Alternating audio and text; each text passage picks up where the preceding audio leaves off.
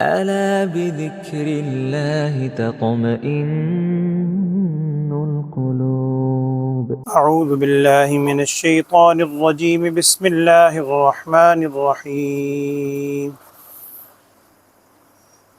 وبشر الذين آمنوا وعملوا الصالحات أن لهم جنات تجري من تحتها الأنهار كلما رزقوا منها من ثمرة رزقا قالوا هذا الذي رزقنا من قبل وأتوا به متشابها وَلَهُمْ فِيهَا أَزْوَاجٌ مُطَهَّرَةٌ وَهُمْ فِيهَا خَالِدُونَ. صدق اللہ العظیم.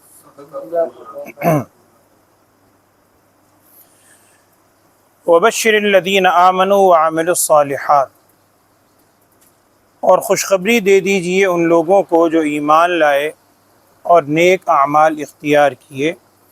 کس بات کی خوشخبری؟ ان لہم جنات تجری من تحتها الانہار، بے شک ان کے لیے باغات ہیں، ایسے باغات جن کے نیچے سے نہریں بہتی ہیں.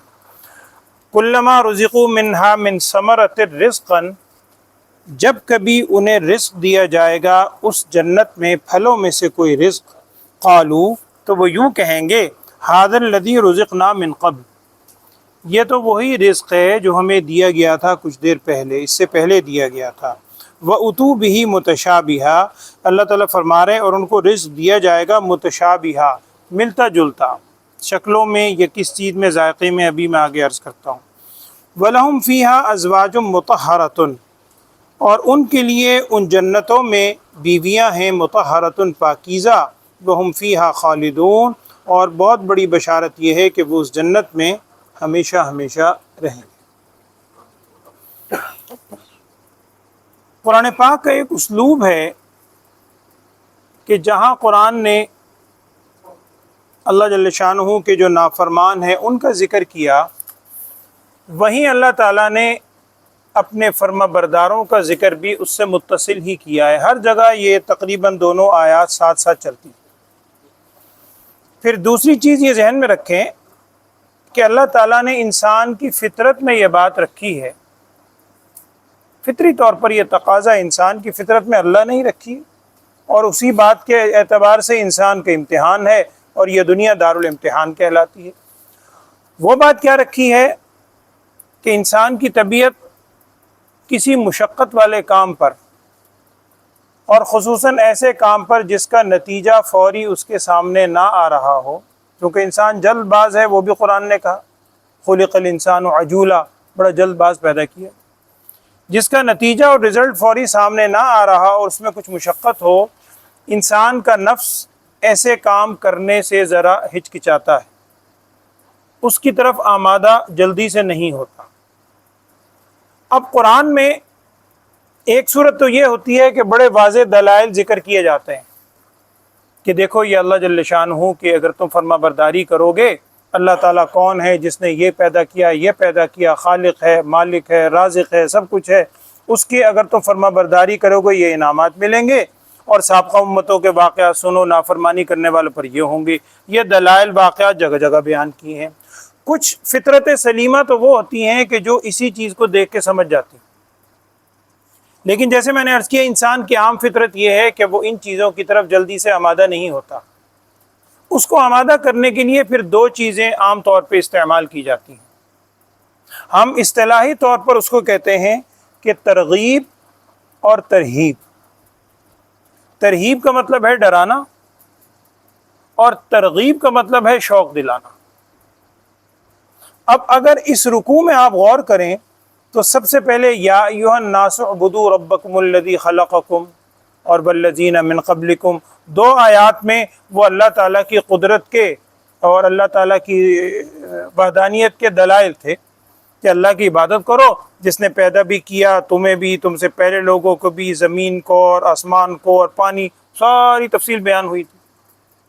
تو جن میں فطرت سلیمہ تھی وہ تو انہی آیات کو دیکھ کر سمجھ جاتے ہیں. لیکن پھر اس کے بعد وہی جو عام طریقہ ہے ترغیب اور ترہیب، اسی سے رسول صلی اللہ علیہ وسلم کی دیگر انبیاء کی بھی 2 صفات بیان ہوئی ہیں، بشیرن و نذیرن، خوشخبری دینے والے اور ڈرانے والے، ترغیب اور ترغیب یہی ہے۔ تو اس کے بعد جو اگلی آیات تھیں کل جو آپ نے پڑھی سنی، ان میں کیا تھا؟ وَإِن كُنتُمْ فِي رَيْبٍ مِّمَّا نَزَّلْنَا، اگر تمہیں شک ہے اور اللہ تعالیٰ کی نافرمانی پہ تم تیار ہو، اس کتاب کو اللہ کا کلام ماننے پہ تیار نہیں ہو، تو مقابلہ کر لو، اور ہم دعویٰ کرتے ہیں مقابلہ نہیں کر سکو گے، لہذا تم آگ سے بچو جس کا ایندھن انسان بھی بنیں گے، پتھر بھی بنیں گے۔ گویا یہ ترہیب تھی، ڈرایا گیا تھا۔ آج جو آپ نے آیات سنی ہیں ان میں ترغیب ہے کہ چلو اس طرح سمجھ نہیں آتا تو جو اللہ کو ماننے والے ہیں ان کے لیے اللہ جل شانہ نے تیار کیا کر رکھا ہے، ترغیب، اٹریکشن، شوق دلایا جا رہا ہے۔ وہ کیا ہے؟ بشر الذین آمنوا وعملوا الصالحات ان لہم جنات تجری۔ یہاں پر 4 چیزیں بیان کی گئی ہیں ان لوگوں کے لیے جو ایمان لائیں اور نیک اعمال کریں، اور قرآن میں یہاں بھی دیگر مقام پر بھی ایمان کے ساتھ اعمال صالحہ کا ساتھ ساتھ ذکر ہے۔ قرآن کی جو ایک بڑی ہی مختصر صورت بھی ہے سب سے، اور بڑی جامع صورت بھی ہے، جس میں اللہ جل شانہ نے فرمایا والعصر ان الانسان لفی خسر، سارے کے سارے انسان خسارے میں ہیں، اللہ تعالیٰ فرما رہا ہے۔ لیکن یہاں بات مکمل نہیں کی، خسارے میں ہیں لیکن ان خسارے سے نکلنے کی بھی صورت بیان کی۔ ہاں، خسارے سے وہ نکلیں گے الا الذین آمنوا وعملوا الصالحات، خالی ایمان بھی نہیں، خالی اعمال صالحہ بھی نہیں، جو ایمان رکھیں گے، دل میں بھی پورا یقین ہو، اور اپنے اعضاء سے بھی نیک اعمال کریں گے۔ یہاں بھی وہی ہے کہ خوشخبری ان لوگوں کے لیے ہے جو نیک اعمال اختیار کریں گے اور اعمال صالحہ کریں گے۔ کس بات کی خوشخبری ہے؟ پہلی خوشخبری یہ بیان فرمائی کہ ان لہم جنات تجری من تحتها الانہار۔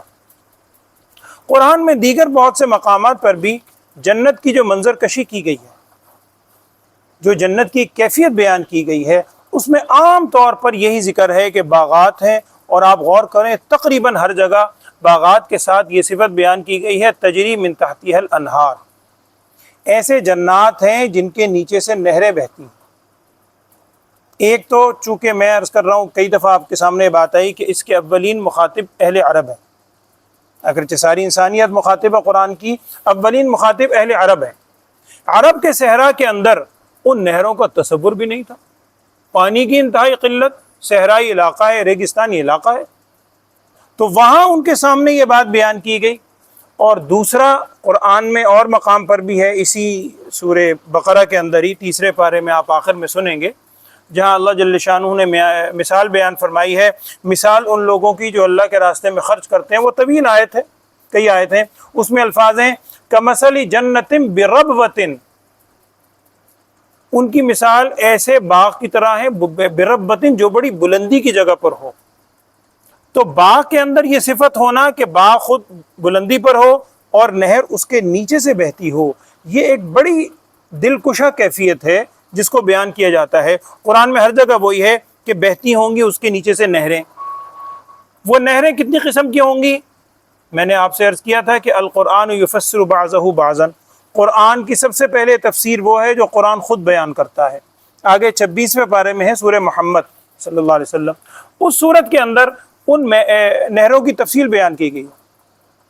فیہا انہار من ماء غیر آسن وانہار من لبن لم یتغیر طعمہ وانہار من خمر لذۃ للشاربین وانہار من عسل مصفی، 4 طرح کی نہریں بیان کی گئی ہیں کہ اس کے اندر کس چیز کی نہر ہوگی؟ شہد کی نہر بھی ہوگی، شراب کی نہر بھی ہوگی، من خمر لذۃ للشاربین، لیکن شراب وہ دنیا کی شراب نہیں کہ جس کے انسان کی عقل زائل ہو جائے، ایسی نہیں ہوگی، وہ ساری صفات وہاں ہیں۔ تو اس کے نیچے سے، جنت کے نیچے سے نہریں بھی بہتی ہوں گی۔ اچھا، آپ اگر غور کریں، عام طور پر چونکہ قرآن بڑے عام فہم انداز میں انسانیت کے لیے ہے، ہر انسان کے لیے، ہر دور میں ہے، تو اس مثال کو بڑے عام فہم انداز میں سمجھنا چاہیے، جلدی سمجھ بھی آتی ہے کہ انسان کو اپنے سکون کے لیے عموماً 3 چیزوں کی بنیادی ضرورت ہوتی ہے۔ یہ میں بنیادی کہہ رہا ہوں، اس کے علاوہ اور بھی بہت سی۔ ایک تو یہ کہ اس کے لیے رہنے کا جو ٹھکانہ ہے، مسکن ہے، وہ بڑا پرسکون، تو رہنے کا ٹھکانہ تو کیسے ہوگا؟ جنات تجری من تحتها الانہار۔ دوسری چیز ہوتی ہے کہ انسان کو غذا جو کھانے کو مل رہا ہے وہ بھی ذرا پرسکون ہو، تو وہ کیا بیان فرمایا؟ کلما رزقوا منها من ثمرۃ رزقا قالوا هذا الذي رزقنا من قبل۔ کیا معنی؟ کہ جب پھل رزق کے طور پر دیے جائیں گے اہل جنت کو، قرآن کے یہاں الفاظ یہ ہیں، تو وہ اہل جنت کہیں گے هذا الذي رزقنا من قبل، یہ تو وہی پھل ہے جو ہمیں کچھ دیر پہلے دیا گیا تھا۔ اب اس کے دونوں مفہوم مفسرین نے بیان فرمائے، قرآن کے الفاظ تو اتنے ہیں۔ ایک مفہوم تو یہ ہے کہ جنت میں جو پھل ایک موقع پر دیا جائے گا، کچھ دیر کے بعد اسی جیسا شکل و صورت بالکل ویسے ہوگی، وہ پھل ان کو دیا جائے گا، تو وہ کہیں گے یہ تو وہی پھل ہے جو کچھ دیر پہلے ہمیں ملا، لیکن جب کھا کر دیکھیں گے ذائقہ اس کا بالکل مختلف ہو۔ اور حدیث ہے، نبی صلی اللہ علیہ وسلم نے ارشاد فرمایا کہ وہ جو اہل جنت کو نعمتیں ملیں گی، وہ نعمتیں ایسی ہیں نہ کسی آنکھ نے دیکھی، نہ کسی کان نے سنی، اور نہ کسی دل میں اس کا خیال تک آیا۔ تو اس کے ذائقے کا آپ تصور نہیں کر سکتے وہ کیسا ذائقہ ہوگا۔ اور کچھ مفسرین نے یہ کہا ہے کہ وہ پھل اسی طرح کے ہوں گے جیسے دنیا میں کھائے تھے۔ دنیا میں اللہ تعالیٰ نے، اور خصوصاً اس خطے کو، ہمارے ملک کو، اللہ تعالیٰ کا کروڑا احسان ہے، اتنی بڑی نعمتوں سے نوازا۔ آج کل آپ دیکھ لیں ہر موسم میں ہر بہترین پھل سڑکوں پہ بھرا ہوا ہے، اور آپ کو بھی اندازہ ہے، مجھے بھی ایک آدھ دفعہ اتفاق ہو، ذرا باہر کے ممالک میں جائیں، وہاں جا کے آپ کو اندازہ ہوگا کہ ان پھلوں کی کیا قدر و قیمت ہے۔ تو یہ پھل جو اللہ تعالیٰ نے دنیا میں انسان کو دیے ہیں، اسی طرح کے پھل اس سے ملتے جلتے جنت میں دیے جائیں گے، اور وہ یوں کہیں گے کہ ھذا الذی رزقنا من قبل، یہ تو وہی پھل ہے جو ہم دنیا میں کھاتے تھے، لیکن جب ذائقہ کھا کے دیکھیں تو معلوم ہوگا کہ یہ پھل تو بہت مختلف ہے اس سے۔ اور قرآن نے آگے کہا وَأُتُوا بِهِ مُتَشَابِهًا، انہیں پھل دیے جائیں گے ملتے جلتے، ذائقے کے اعتبار سے کہہ لیں، رنگ کے اعتبار سے کہہ رہے ہیں۔ آج ہی آپ دیکھ لیں اس آج کل کے موسم میں آم کی کتنی مختلف اقسام ہیں، بظاہر کہنے کو وہ آم ہی ہے، اور شکل و صورت بھی بظاہر ایک جیسی ہی لگتی ہے، ہمیں تو بعض اوقات جس کی شناخت بھی نہیں ہوتی کون سا آم ہے، ذائقہ کھا کے دیکھیں گے بالکل مختلف، ایک ہی پھل ہے، مختلف نوعیت کے ذائقے ہیں۔ تو اللہ جل شانہ کی طرف سے میں نے عرض کیا، ایک تو ٹھکانہ انسان سمجھتا ہے سکون کے لیے وہ بہترین ہوگا، دوسرا پھل کھانے پینے کی صورت وہ بہترین ہوگی، اور تیسرا انسان یہ کہتا ہے کہ گھر کا سکون بھی میسر۔ دیکھیں اگر گھر بڑا عالیشان ہے، غذائیں بھی سب کچھ ہیں، خدا نہ خواستہ گھر میں تکلیف ہے، بیوی بیمار ہے، بچوں کے ساتھ کوئی تکلیف کی صورت ہے، کوئی جھگڑے کی کیفیت ہے، کوئی اطلاع ایسے آ جاتی ہے، تو انسان کا سارا وہ سکون ایک طرف، وہ ساری نعمتیں کس کام کی؟ تو آگے کیا کہا؟ وَلَهُمْ فِيهَا أَزْوَاجٌ مُطَهَّرَةٌ، ان کے لیے، اہل جنت کے لیے ٹھکانہ ایسا ہوگا، غذا کی یہ صورت ہوگی، اور ان کے لیے ازواج بیویاں ہوں گی، مطہرۃ، دنیا کی بیویوں کی مانند نہیں، مطہرۃ انتہائی پاکیزہ۔ اور یہاں ایک چیز ذہن میں رکھیں، مفسرین نے وضاحت کی ہے کہ یہاں قرآن میں ازواج کا لفظ ہے جو زوج کی جمع ہے، زوج بیوی کو نہیں کہتے، زوج جوڑے کو کہتے ہیں۔ اسی لیے مفسرین نے یہ نقطہ بھی لکھا ہے کہ اس میں میاں بیوی دونوں شامل، کہ شوہر بھی اس نوعیت کے ہوں گے، بیویاں بھی اس نوعیت کی ہوں گی۔ اگرچہ بعد نے لکھا ہے کہ جی مطہرۃ یہ تو مؤنث ہے، یہ خاص علمی بات ہے عربی گرامر کے حوالے سے، مطہرۃ تو مؤنث ہے، لیکن وہی مفسرین نے اس کا جواب بھی دیا ہے کہ مؤنث بعض اوقات جمع کی صفت کے طور پر بھی استعمال ہوتا ہے، قرآن میں بھی استعمال ہوتا ہے، تو یہ مفہوم بھی ہو سکتا ہے۔ اور اگر ظاہری مفہوم لیں کہ بیویاں ہوں گی پاکیزہ، یعنی پاکیزگی دونوں اعتبار سے، جسمانی اعتبار سے بھی جو گندگی کی ظاہری صورتیں ہیں ان سے بھی پاکیزہ ہوں گی، اور طبعی اعتبار سے بھی جو انسان کے اندر فطری طور پر طبعاً مزاجاً برائیاں ہیں ان سے بھی پاک ہوں گی، وہ بیویاں ان کو جنت کے اندر عطا کی جائیں گی۔ اور ایک حدیث کا مفہوم ہے کہ جنت کے اندر جب اہل جنت کو اللہ جل شانہ کی طرف سے جو بھی نعمتیں ملیں گی، حوروں کی نعمتیں ہیں، ازواج کی نعمتیں ہوں گی، یہ دنیا کی بیویاں بھی ہوں گی، وہ ساری تفصیل ہے، آپ اہل علم سے خود پوچھیں۔ میں اس حدیث کا مفہوم سنا رہا ہوں کہ اللہ جل شانہ یہ جو دنیا کی عورتیں ہوں گی، ان کو وہاں پر ملکہ کے طور پر رکھے گا، یعنی ان کا مقام ان حوروں سے بلند ہوگا۔ حدیث کا مفہوم یہ ہے کہ وہ سوال کریں گے حوریں کہ ہماری پیدائش ہوئی ہے وہ جنت کی خاص کیفیات سے، وہ عنبر مشک جو بھی ہے واللہ عالم، اللہ جانتا ہے، تمہاری پیدائش ہوئی ہے اس گندگی سے، نطفے سے، دنیا کی ہیں تم عورتیں، تو تمہارا مقام ہم سے بلند کیوں ہے؟ تو وہاں پر آئے گا کہ یہ عورتیں جواب دیں گی ہمارا مقام بلند اس لیے ہے کہ ہم دنیا میں نمازیں پڑھا کرتی تھی، ہم دنیا میں روزے رکھا کرتی تھی، ہمیں اللہ نے دنیا میں اپنی اطاعت کی توفیق دی۔ ظاہری بات ہے جنت میں وہی ہوگی کہ جو اللہ تعالیٰ کی اطاعت کرتی ہے، تو اس اطاعت کی وجہ سے ان کا مقام اور درجہ، ظاہری باطنی کیفیت ان سے کہیں بلند ہوگی، تو ان کو وہاں پر پاکیزہ بیویاں بھی عطا ہوں گی جنت میں۔ اور پھر میں نے عرض کیا کہ انسان کو ظاہری سکون کے طور پر ٹھکانہ، انسان سمجھتا ہے ٹھکانہ اچھا ہو، رزق صاف ستھرا ہو، فراوانی ہو، کوئی تنگی کی کیفیت نہ ہو، گھر کا سکون ہو، لیکن اگر یہ معلوم ہو کہ یار یہ کچھ دن تک ہے، تھوڑے دنوں میں ہم یہاں سرکاری ملازم ہم سب رہتے ہیں، میں خود سرکاری گھر میں رہتا ہوں، آپ بھی سرکاری گھر میں، کہ جی کچھ دن کے بعد گھر خالی کرو اگر خالی کروا لیا جائے پھر بھی ٹینشن، ہمیں اب ٹینشن شروع ہو گئی، تو ٹینشن ہوتی ہے، سب بیٹھے، تو یہ کہا ایسا نہیں ہوگا، ہم فیہا خالدون، ہمیشہ ہمیشہ رہو گے۔ تو یہ اللہ جل شانہ کی اتنی بڑی نعمتیں، شروع کی آیت پھر پڑھیں، کن کے لیے ہیں؟ وبشر، یہ خوشخبری کن کے لیے ہے؟ الذین آمنوا وعملوا الصالحات، بس جو ایمان لے آئے اور نیک اعمال اختیار کرے۔ ایک حدیث کا مفہوم ہے کہ اہل جنت کے سامنے اللہ جل شانہ کی طرف سے ایک فرشتہ اعلان کرے گا، ایک منادی اعلان کرے گا اور 4 چیزیں گنوائے گا، اس حدیث میں آتا ہے، اس کا مفہوم عرض کر رہا ہوں۔